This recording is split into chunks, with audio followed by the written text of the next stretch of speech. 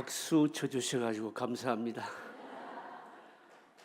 강사님이라고 그러니까 좀 이상하게 들리는 것 같은데, 강사님 세울 분도 마땅치 않고 또 여러 가지 또 선교 탐방도 있었고, 그래서 제가 쓰는 게 좋겠다 싶어서 제가 썼습니다. 오늘 우리 찬양대가 모든 것이 은혜, 우리 잘 아는 찬양을 해주셨는데, 우리가 이 지금 대한민국에서 신앙생활하고 있는 이 자체가 진짜 은혜다라고 하는 것을 한번 좀 확실하게 깨닫기 위해서는요, 이 미션 필드에 가서 선교 현장에 가서 한번 몸소 부딪혀 보는 게 참 중요합니다. 이번에 우리 당해온 선교 탐방을 갔다 왔는데 아마 많은 것을 생각하고 또 보고 했는데, 특별히 이제 느껴지는 게 뭔가 하면, 참 하나님의 은혜가 이 대한민국이라고 하는 곳이 참 하나님의 은혜가 참 넘치는 곳이구나, 참 하나님의 은혜를 우리가 많이 받았구나, 재차 다시금 확인하게 된 겁니다. 여러분, 선교 헌신 예배를 통해서도 여러분들에게 이런 은혜가 전달될 수 있기를 바랍니다. 오순절 이후에 성령이 오심으로 세워진 이 신약 교회를 향해 주시는 가장 중요한 사명, 두말할 것도 없이 복음의 증인되는 것, 다른 말로 말하자면 선교하는 일, 바로 이겁니다. 그런데 복음의 증인이 되는데, 복음의 증인이 되는 이 놀라운 사명을 감당하는 데 있어서 전략은 사실은 굉장히 다양합니다. 제가 이미 예전에도 말씀드렸습니다만, 구약과 신약이 그 복음을 전하는, 선교하고 전도하는 데 있어서 구약과 신약은요 완전히 다릅니다. 구약은 말하자면 이 come structure라고 얘기합니다. 오라라고 하는 겁니다. 구약 시대는요 중앙 성소가 있습니다. 성전이 여러 곳에 있지를 않고 예루살렘 성전 한 곳밖에 없습니다. 반드시 이곳에 와서 말씀을 듣고 하는 구조였습니다. 왜 그랬을까요?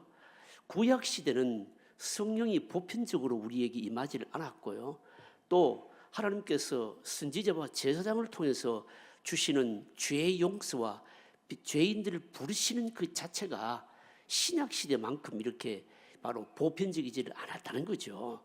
특정한 시대에, 특정한 장소에, 특정한 사람을 통해서 구원의 역사가 이루어졌기 때문에 믿고 또 듣고 믿고 하나님의 백성이 되려면 전부 중앙성소에 오도록 되어 있었습니다. 예루살렘 성전에 오도록 되어 있는 것이죠. 그런데 여러분, 신약 시대는 어떻습니까? 신약 시대는요 어떤가 하면요, 오라라고 하는 그런 구조가 아니고 가라라고 하는 겁니다. 고 스트럭처라고 하는 겁니다. 가라, 떠나라. 왜 그럴까요? 신약 시대는 여러분, 이 교회라고 하는 것도 장소적인 의미는 사라졌지 않았습니까? 성령께서 믿는 사람들의 속에 보편적으로 역사하셨기 때문에 이제는 어느 특정한 지역이나 장소가 의미가 있는 것이 아니라, 바로 성령이 임하시는 곳은 어디든지 성전이고 구원의 역사가 일어나기 때문에 이제는 뭡니까? 오라, 이게 아니고 뭡니까? 가라. 그런데 이걸 잘 보여주는 것이 바로 여러분 뭡니까? 사도행전이라는 거죠. 오늘 읽은 이 사도행전의 이 말씀은요, 이 복음의 증인이 되는 전략이 많은데, 그 전략 중에서 사도행전에 나타난 굉장히 독특한 전략, 그게 뭔가 하면요, 흩어지는 전략인데, 그 전략을 잘 설명하고 있는 것이 오늘 본문의 내용입니다. 세계적인 그 선교학자 랄프 윈트라고 하는 사람이 있습니다. 세계적인 대선교학자인데, 이 윈트가요 사회학 분야의 용어를 채용을 해가지고 선교 전략을, 오늘 이 사도행전을 통해서 이 전략을 바로 정리를 했는데, 그 내용이 뭔가 하면 모달리티형 교회와 소달리티형 교회가 있다, 그렇게 바로 정리를 했습니다.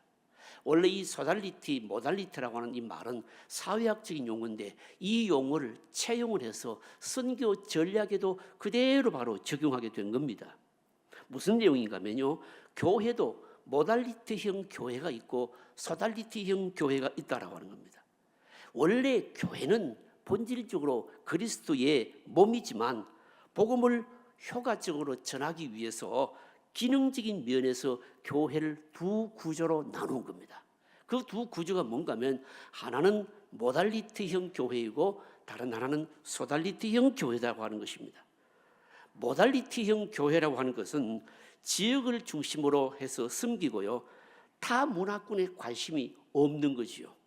내 교회의 부흥, 내 교회가 확장되고 커지고 하는데 관심이 있고, 그러면서 타 문화권에 대해서는 별로 관심이 없습니다.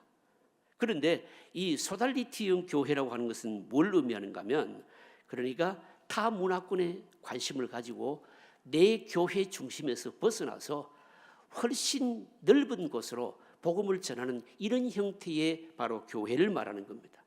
그런데 하나님께서 자기 교회만을 위하고 타 문화권에 관심이 없는 이 교회들을 하나님께서 흩으셨다라고 하는 겁니다. 흩으심으로 말미암아 바로 이 세계 선교에 대해서 관심을 가지도록 바로 하셨는데, 이것이 가장 잘 나타나는 부분이 바로 오늘 본문의 내용이라는 겁니다. 그러니까 하나님께서는 이 오순절 이후에 그러니까 이 복음의 증인이 되는 바로 이 사명을 제자들과 교회에 주셨는데, 이것을 실행하는 전략 중에 하나가 흩어지는 전략이었다. 바로 이것입니다. 여러분, 우리가 왜 모이느냐? 여러분, 모이는 이유가 뭘까요? 모이는 이유는 근본적으로 흩어지기 위해서 모인다. 이게 뭘까요? 이게 바로 교회의 본질적인 구조다라고 하는 것입니다. 여러분, 그걸 잘 설명하는 것이 오늘 본문의 내용인데, 여러분 4절 한번 보십시오. 이렇게 말씀합니다. 그 흩어진 사람들이 두루 다니며 복음의 말씀을 전할세. 그 흩어진 사람들이 두루 다니면서 복음의 말씀을 전했다라고 하는 겁니다. 그런데 여러분, 왜 이들이 흩어지게 되었을까요? 흩어진 이유가 뭘까요? 다름 아닌 핍박 때문입니다. 핍박이 막 심하니까 자기들이 믿음을 지키기 위해서 흩어졌는데, 흩어지는 이것이 복음을 전하는 방편이었다는 겁니다. 전도의 선교의 방편이었다 말씀합니다. 흩어지게 하기 위해서 하나님이 사용하신 것이 뭐냐? 다름 아닌 핍박이다, 그런 말씀입니다. 여러분, 잠자는 교회를 일깨우는 방편 중에 하나가 뭘까요? 잠자는 교회를 일깨우는 하나님의 방편 중에 하나가 뭔가 하면 여러분, 핍박입니다. 여러분, 어떤 사람이 개인적으로 분명히 하나님께서 저 사람이 선택된 사람이고 구원받는 사람이 맞는데 너무너무 신앙이 희미해지고 복음마저도 사라지게 되면 그 사람을요, 신앙적으로 일깨우는 방법도 하나가 뭘까요? 여러분, 여러 가지 고난이 있지 않습니까? 고난을 통해서 그 사람의 신앙을 일깨우거든요. 교회도 역시 마찬가지입니다. 잠자는 교회를 일깨우시는 방법 중에 하나가 핍박이고요. 이 핍박을 통해서 결국은 뭡니까?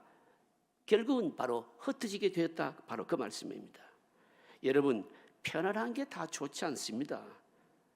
편안하고 편안하면서 사명을 다하면 여러분, 복이죠. 그렇지만 편안해서 안주하면 그 편안함은 복이 아닌 거죠, 여러분요. 교회는 흩어지는 교회가 되어야 되는 것입니다. 모이는 교회가 아니고 흩어지는 교회이고요. 모임의 목적이 뭔가 하면 흩어지기 위해서입니다. 여러분, 우리가 교회의 부흥을 얘기합니다. 무엇 때문에 우리가 교회가 부흥해야 되느냐? 부흥하는 이유가 뭘까요? 부흥하는 이유는 우리 교회가 이만큼 그렇게 덩치가 크고 그리고 재정력도 대단하고 사람들도 많이 모인다, 자랑하기 위해서가 아니라 여러분, 흩어지기 위해서 여러분 부흥해야 되는 겁니다. 예루살렘 교회에 여러분 모여서 흩어지지 않는 모습을 하나님께서 보시고 이들을 바로 흩으셨다라고 하는 겁니다. 오늘 우리가 8장의 성경 말씀을 읽었습니다. 이 8장의 내용은 흩어짐의 실제를 말씀하고 있고, 이 흩어짐이 이루기 이전에 사도행전 7장에서 여러분 무슨 일이 일어났는지 우리는 살펴봐야 됩니다.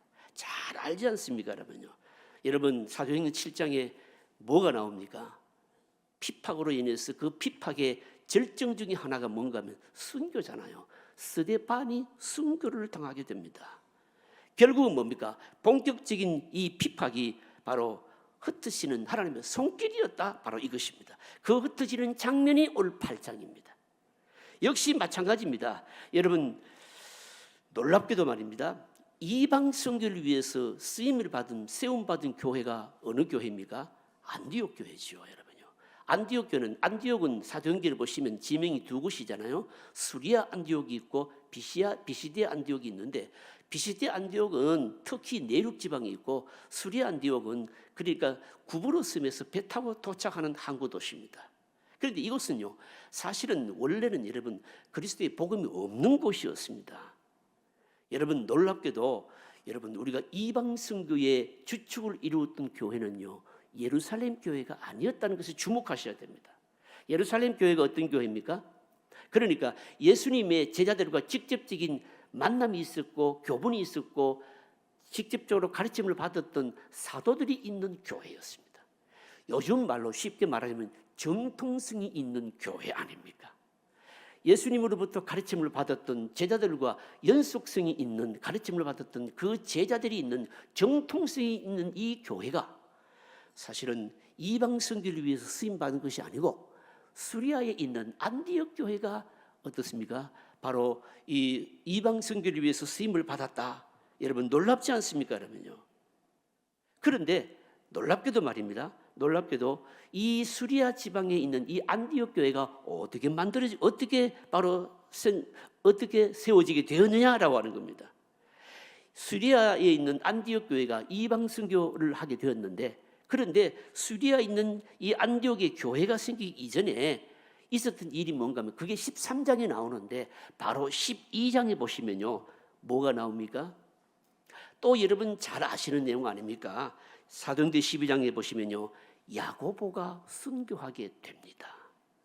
스데반이 7장에서 순교하고 흩어지게 되었고, 사도행전 12장에서 여러분 야고보가, 그 신실한 종 야고보가 순교를 당합니다. 이 순교를 당한다는 말은 무슨 말인가 하면 피팍이 그만큼 뭡니까? 절정에 이르게 되었다는 것이죠.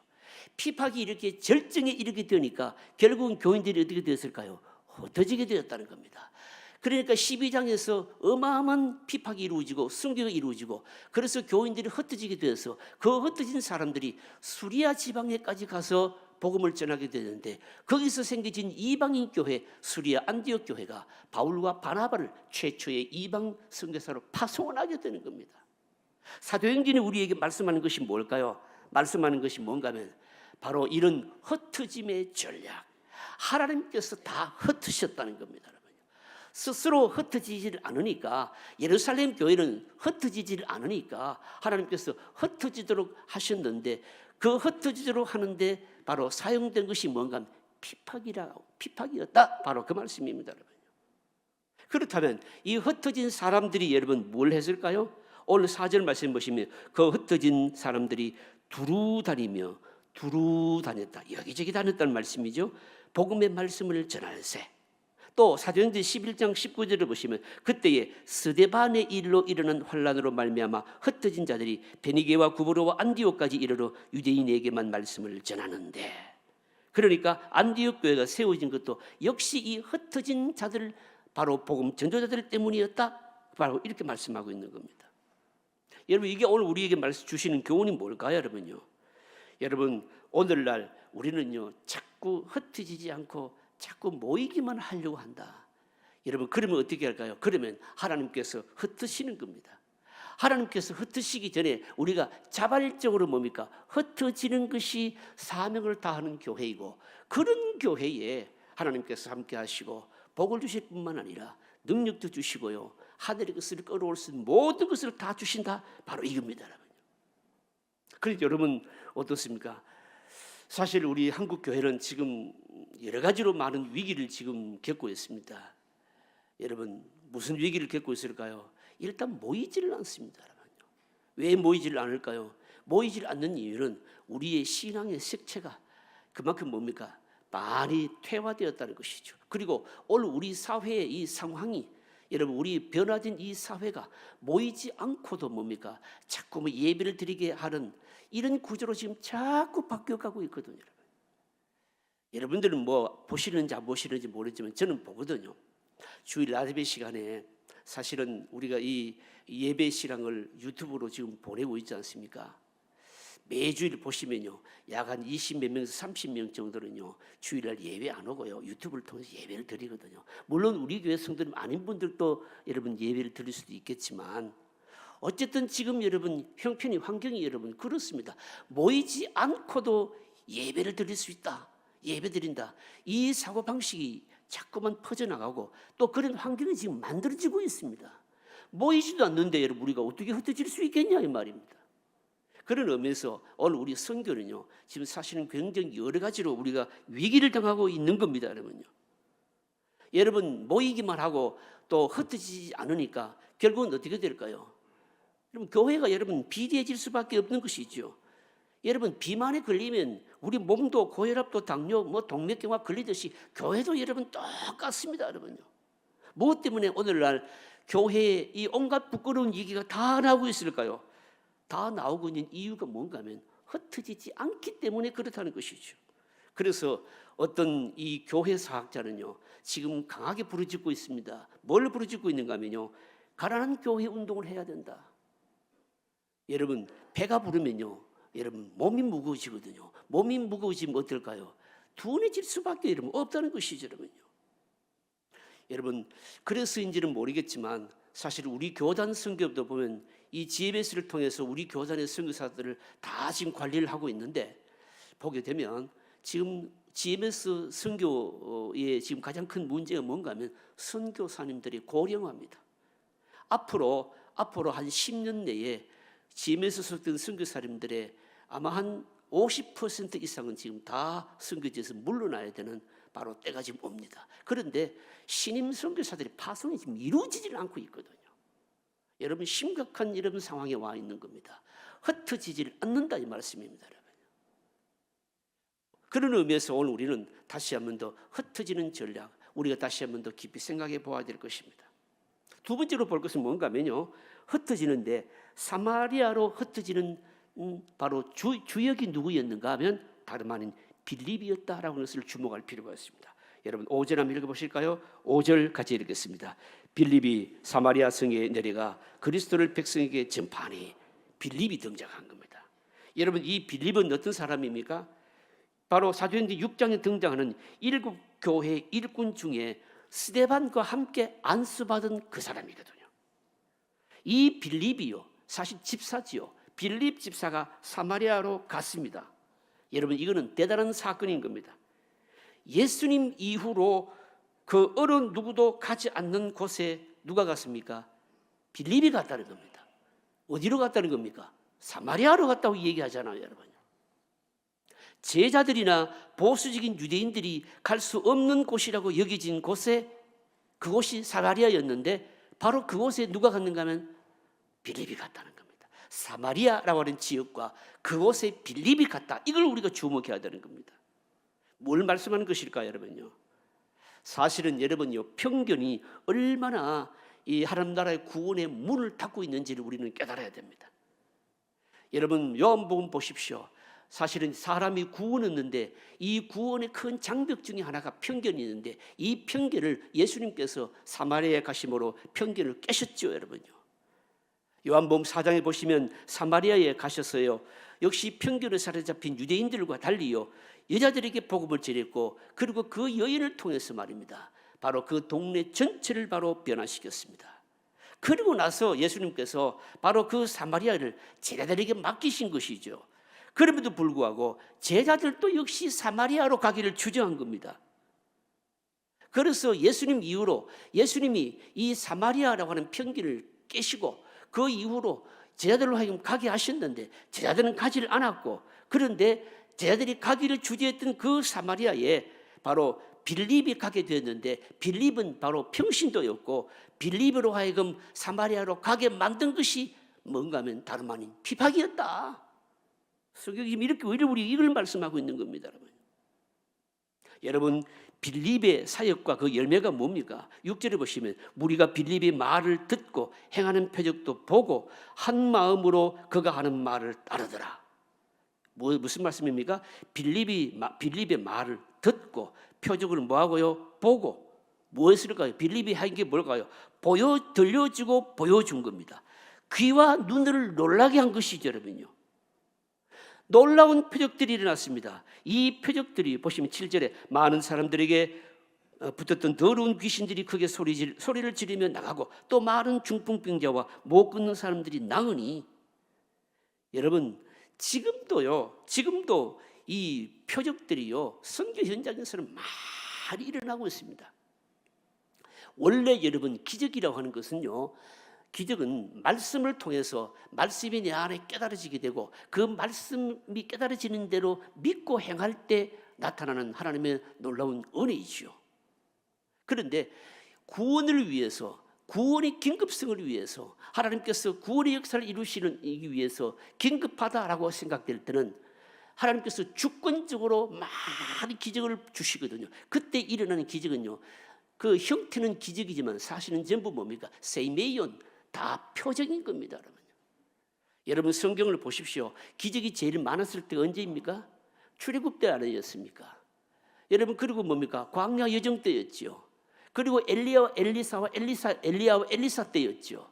그리고 예수님이 육신으로 사역하실 때였죠. 다 공통적인 특징이 뭡니까? 긴급한 구원이 필요할 때였습니다. 마찬가지입니다. 나에게 뭔가 필요해서가 아니라 하나님께서는 지금도요 구원을 위해서 긴급하다 생각하실 때는요, 아무리 연약한 사람을 통해서도 어마어마하게 기적을요 막 퍼부으셔가지고 그것이 표적이 되게 하시는 것이거든요. 여러분 빌립이 사도가 아니잖아요, 여러분요. 그럼에도 불구하고 빌립을 통해서 여전히 뭡니까? 표적을 막 베풀어 주셨다는 겁니다. 기적을 베풀어 주셔서 막 하나님께로 돌아오는 영혼들이 많도록 그렇게 표적을 보여주셨다는 것이죠, 여러분요. 2000년 전에 성령의 역사는 동일하게 오늘도 여러분 역사하시는 겁니다. 특별한 상황에서는요 하나님께서 긴급하게 주시는데 언제나 기다리고 있는 것이죠, 여러분요.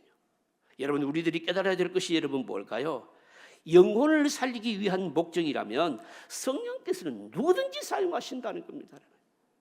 제자들을 사용하시지 않고 빌립을 쓰셨잖아요, 여러분요. 빌립은요 무슨 사도도 아니고요 특별한 직분을 받은 사람도 아니었습니다. 여러분 하나님 나라를 구원한, 하나님 나라의 영혼 구원을 위한 이 일에는요 사실은 여러분 우리는 이런저런 편견도 많고 조건도 많지만 하나님 입장에서 보시면요 조건이 없습니다, 여러분요. 뭐만 필요할까요? 그냥 영혼을 구원하기 위한 어떤 열망과 사명이면 되는 겁니다, 여러분요.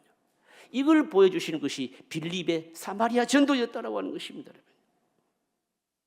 사랑하는 성도님 여러분, 우리가 부흥도 얘기하고 내가 은혜 받을 것들을 갈망하기도 하고 하나님 나라의 큰 복을 받기를 갈망하지 않습니까?